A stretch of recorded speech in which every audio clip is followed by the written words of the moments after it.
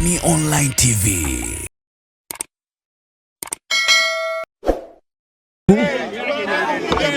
Wewe unataka kunipiga au unataka ngoja pisha. Wewe unataka kumpige.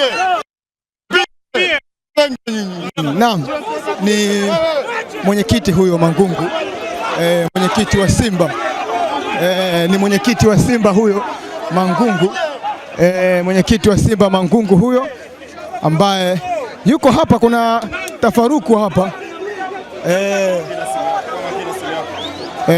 mwenyekiti huyo wa Simba Mangungu. Na kwa nukta hii niwakaribishe ndugu zangu waandishi wa habari kwenye mkutano huu ambao unafanyika hapa makao makuu ya klabu yetu Jangwani jijini Dar es Salaam. Nichukue pia fursa hii kuwakaribisha wanachama, mashabiki na wapenzi wa klabu yetu pamoja na Watanzania kwa ujumla ambao kwa sasa wanafuatilia mubashara kabisa mkutano huu kupitia Azam TV, channel ya Azam Sports 1, kule YouTube wanafuatilia live kupitia Yanga TV na vyombo mbalimbali vya habari ambavyo vimekusanyika hapa.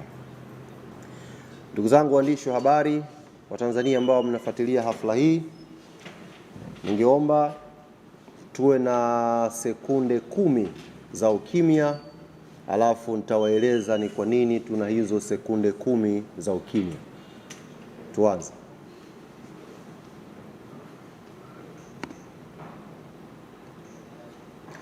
Asanteni. Sekunde hizi ni kwa ajili ya kuwakumbuka watani zetu klabu ya Simba Sports Club ambayo tayari imeshaaga mashindano ya CAF Champions League msimu huu wa 2025-26. Mashindano waliyapenda, lakini out imewapenda zaidi. Kabla sijaingia kwenye ajenda ya msingi ambayo imefanya tuwaite hapa siku ya leo, liko jambo ambalo uongozi wa klabu Young Africans umeniagiza niliseme. Mchezo wa mpira wa miguu, moja ya tukio la kihuni, moja ya tukio la kishamba zaidi kufanyika kwenye mchezo wa mpira wa miguu hapa kwenye ardhi yetu ya Tanzania. Tukio hili limehusisha mwenyekiti wa klabu ya Simba Sports Club ambaye baada ya mchezo wao ilionekana video mbalimbali akishambuliwa na baadhi ya mashabiki wa klabu hiyo. Sisi kama Young African Sports Club kwanza tunalaani vikali vitendo hivyo. Ni vitendo vya kihuni ambavyo havina nafasi yoyote kwenye mchezo huu pendwa wa mpira wa miguu. Lakini la pili, kwa niaba ya uongozi wa klabu Young Africans tunapenda kumpa pole mwenyekiti wa klabu ya Simba Sports Murtaza Mangungu na viongozi wote ambao walikumbana na kadhia hiyo siku ya jana. Ziko nyakati tunaweza kupishana kwenye itikadi zetu za kimpira, lakini linapokuja swala la football kuwa fair play, kama vilabu ni lazima tutoe matamko haya kukemea na kupinga vikali vitendo vya kihuni ambavyo vimefanyika jana kwenye uwanja wa Benjamin Mkapa. Kama ambavyo wametoa wito watu wengine, na sisi klabu ya Yanga tunaliomba jeshi la polisi lichukue hatua stahiki kwa yoyote ambaye atabainika amehusika na vitendo vile vya kishamba vya kumshambulia mwenyekiti wa klabu ya Simba kwa siku ya jana. Maswali yenu kwa nini tumetoa pole taulizana baadaye. Na kamati yake tendaji inayomsaidia kwa majukumu yake ya kila siku kwenye kuendesha hii klabu ilikuwa ni ujenzi wa uwanja wa klabu yetu Young African Sports Club. Na ajenda hiyo imepita katika hatua mbalimbali. Hatua ya kwanza ilikuwa ni kufanya tathmini ya eneo ambao tuko nalo, tuone kwa standard ya uwanja ambao tunauhitaji sisi kama Young African Sports Club, je, eneo hili linatosha? Tathmini ile ilifanyika na baadaye uongozi wa klabu Young Africans uligundua kuna eneo tunatakiwa tuongeze kidogo ili tuweze kukamilisha ajenda hii. Baada ya kubaini hilo, mchakato ukaanza kushirikiana na taasisi mbalimbali za kiserikali kutafuta nyongeza ya eneo hapa kwenye ardhi hii ya Jangwani ili tuweze kupata sasa eneo sahihi kwenda kwenye mchakato wa uwanja. Mchakato hii ilifanyika na nichukue fursa hii kuupongeza na kuwapongeza viongozi wote wa kiserikali, tukianza na Rais wa Jamhuri ya Muungano wa Tanzania Daktari Samia Suluhu Hassan na wizara zake mbalimbali na watendaji mbalimbali ambao walitupa ushirikiano mpaka klabu ya Young Africans ikapata nyongeza ya eneo hapa makao makuu ya klabu yetu. Tukapata nyongeza ya ardhi. Na baada ya kupata nyongeza ya ardhi, hatua iliyofuatia ilikuwa ni kupata sasa hati ya kumilikishwa nyongeza ya ardhi hiyo. Na kwenye hafla yetu au tamasha la wiki ya wananchi, Afrika na dunia kwa ujumla ilishuhudia klabu ya Young Africans ikikabidhiwa hati yenye nyongeza ya ardhi kwenye eneo hili.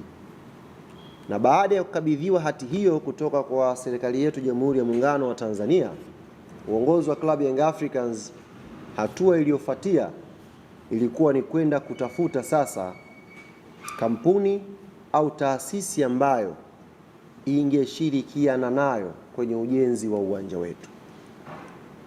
Na mnamo Januari 9 mwaka huu 2026, klabu ya Young Africans ilitoa tangazo la kukaribisha makampuni na mataasisi mbalimbali kuja kuomba tenda ya kushirikiana na klabu yetu kwenye kujenga uwanja wetu wa nyumbani.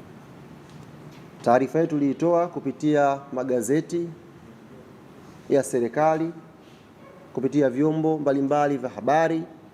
Tulitoa taarifa ile pia kupitia kurasa zetu za mitandao ya kijamii, kwa maana ya kurasa za klabu yetu ya Yanga. Na nikiri tulipata maombi mengi kutoka mataasisi na makampuni mbalimbali yakionyesha utayari wao wa kuja kushirikiana na klabu yetu ya Young Africans kwenye ujenzi wa uwanja wetu. Tuliendesha mchakato kwa weledi mkubwa, kwa uwazi, kwa makampuni na mataasisi haya kutuma maombi yao based on vigezo ambavyo tulivitoa kwenye taarifa yetu. Kama nakumbuka taarifa ambayo tuliitoa ya kutangaza watu kuomba tenda hiyo, tuliweka pia na vigezo. Tuliainisha kwa mfano stadium capacity, tulisema aina ya kiwanja tunachokitaka, lakini pia tulimalert yoyote ambaye angetuma tenda hile vigezo ambavyo tungevitazama pia kwa kampuni yake au taasisi yake. Kwa hiyo baada ya kutoa vigezo vile na maombi kutumwa kwa wingi, tukawa na siku 14.